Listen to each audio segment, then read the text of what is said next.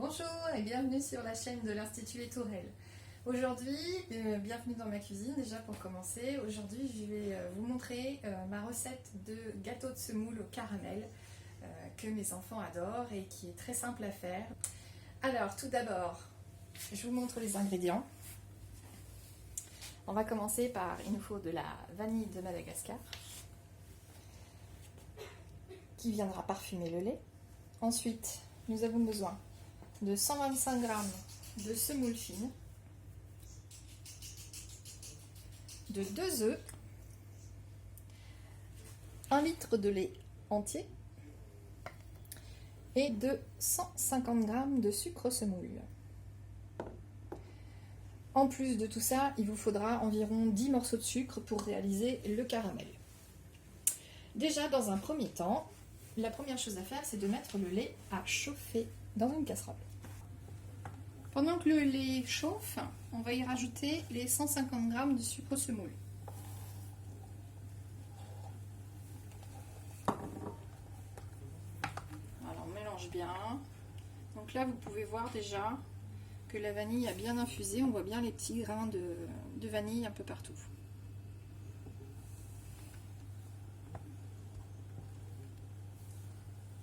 Mon lait est chaud. Donc je vais pouvoir retirer la gousse de vanille. Hop, on la met sur le côté. Vous voyez, mon lait commence à bouillonner.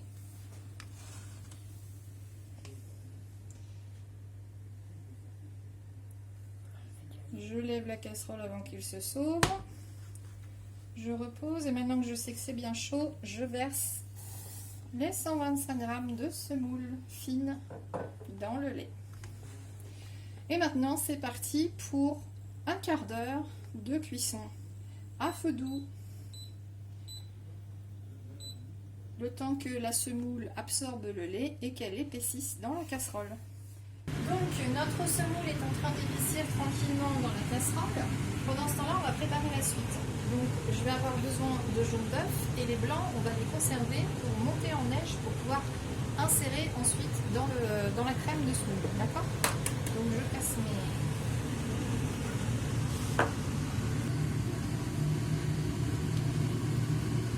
Hop.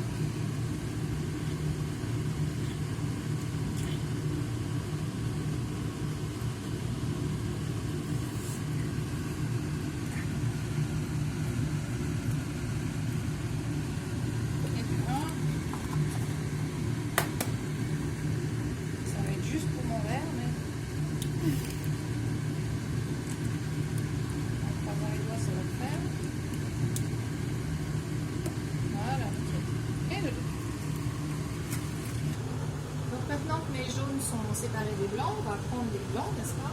Et on va les mettre dans le robot, ménager, hop, pour pouvoir monter les blancs en neige.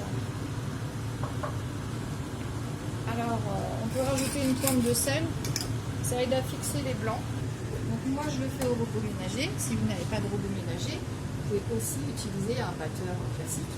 Et pour ceux qui ne sont vraiment pas équipés, il vous reste la solution de monter vos blancs au fouet, en sachant que plus votre fouet est gros, plus les blancs montent vite, parce que ça aère plus rapidement.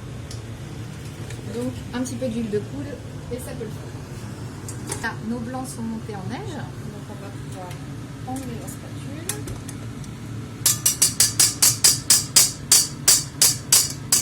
Voilà.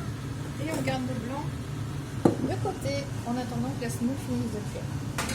Donc le temps que notre semoule finisse de cuire, on va préparer le caramel qui va venir doper le moule à manquer qu'on va utiliser pour faire cuire le gâteau de semoule. Donc on va prendre l'équivalent d'à peu près 10 morceaux de sucre, ça fait à peu près 100 g. Donc c'est 100 g de sucre. Un petit peu trop.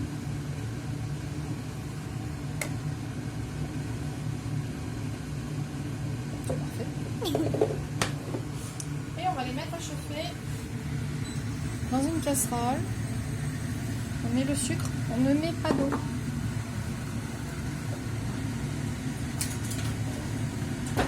Pour avoir un caramel, il est inutile de mettre de l'eau.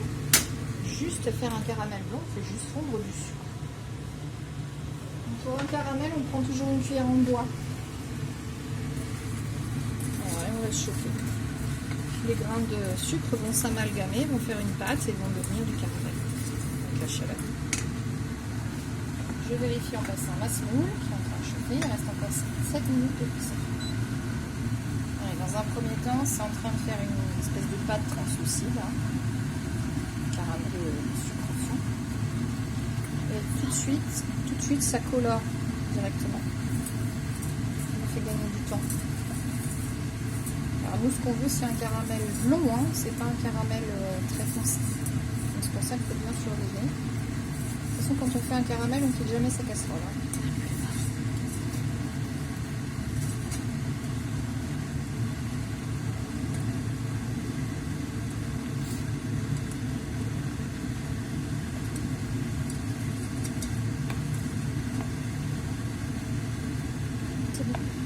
Voilà, on a un beau caramel. Hop, et on le met tout de suite dans le plat. Alors nous, on a choisi un plat en silicone, hein, parce que c'est plus facile au démoulage. Le caramel accroche moins. Après, si vous n'avez pas de moule en silicone, vous pouvez tout à fait prendre un moule en typhon. En graissant bien les parois, ça devrait le faire. Voilà, ça ce sera pour mes gourmands tout à l'heure qui vont lécher ce qui reste, qui va avoir durci. Voilà, donc notre semoule arrive en fin de cuisson. Donc, vous voyez, quand c'est bien cuit, ça fait des grosses bouillons comme ça. Ouais. Une bonne odeur de vanille. Donc là, on va pouvoir l'éteindre et la basculer dans sa saladier. Alors, on pourrait la laisser dans la casserole, sauf que comme il faut qu'on y incorpore les blancs en neige, je ne vais pas avoir assez de place dans ma casserole. Donc je préfère passer dans un saladier plus grand pour pouvoir amalgamer mon blanc d'œuf correctement ensuite.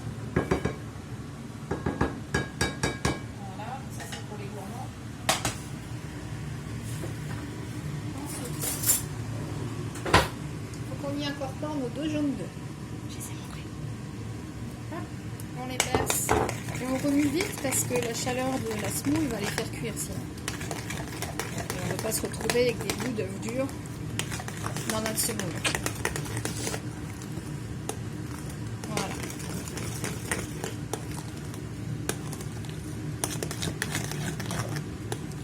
Voilà, une bonne chose de faite. Nous récupérons nos blancs d'œufs. Ils sont bien montés, hein, ça se voit.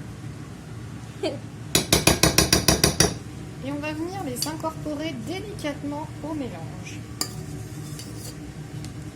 Donc, quand je dis incorporer délicatement, ça veut dire qu'on mélange doucement, sans tourner, en soulevant la masse pour ne pas casser les blancs. C'est pareil, le fait de mélanger les blancs d'œufs à une préparation chaude, ça va commencer à cuire le blanc d'œuf. Donc c'est quelque chose qu'il faut faire assez rapidement quand même. Donc délicatement, je soulève. Donc, je rajoute de l'air dans ma préparation, ce qui fait que mon gâteau de semoule ne sera pas du tout compact, hein, il sera fondant. Et en plus, le blanc d'œuf, ça va aérer la préparation, ce qui fait qu'après, c'est un vrai régal.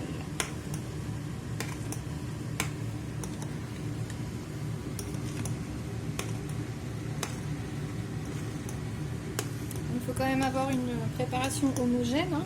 Donc on fait ce mouvement là tant que la préparation n'est pas identique partout.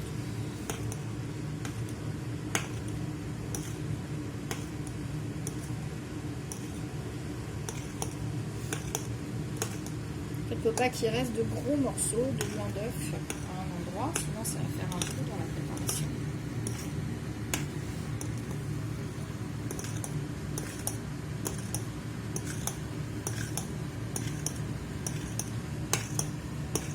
Voilà, ma préparation est homogène. Je vais pouvoir maintenant la basculer dans le moule. Donc le moule qu'on vient de caraméliser, hein. Donc, vous voyez que le caramel il a durci, hein, ce qui est normal. Je bascule ma préparation dans le moule.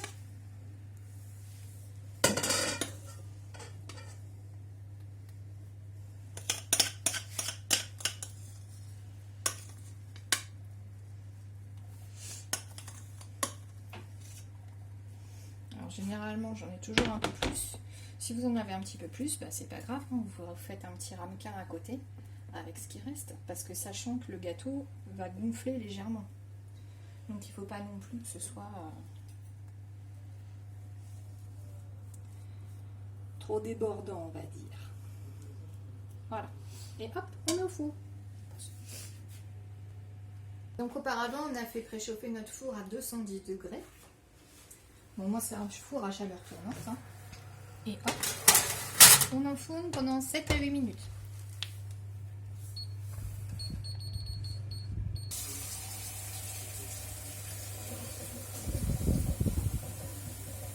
Le four sonne. On va sortir notre gâteau du four. Vous allez voir qu'il a légèrement gonflé. Voilà, il est légèrement brun.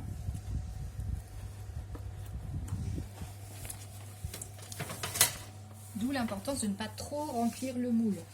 On voit bien de l'intérieur, hein, qu'il a bien gonflé. Donc on va laisser refroidir la bête et on le démoulera au dernier moment. Donc et moi, comme j'avais trop de pâte, du coup j'ai pu faire 4 petits ramequins pour mes gourmands. Voilà, à tout à l'heure. 3. Donc ça y est, on a laissé notre gâteau refroidir un petit peu. Donc on va le démouler pour pouvoir le mettre au frais. Ce qu'on fait, c'est qu'on gratte juste le bord du moule. Ça reste un moule en silicone, hein, faut pas le couper. Et le bord au centre pour décoller ce qui a collé. Voilà, c'est tout, on va pas plus loin. On prend un plat creux parce que le but c'est que la couronne repose au fond et qu'on la nappe de crème anglaise. Et hop, je retourne.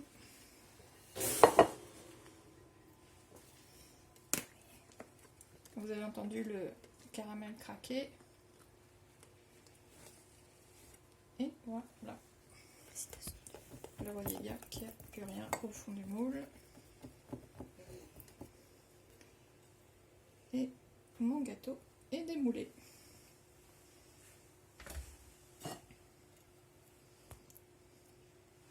Voilà, il n'y a plus qu'à mettre de la crème anglaise. Et je vous retrouve tout de suite pour vous montrer le résultat final. Et voilà, nous avons rajouté notre petite crème anglaise autour de notre couronne. On n'a plus qu'à servir aux gourmands. Et bon appétit tout le monde! À bientôt dans ma cuisine!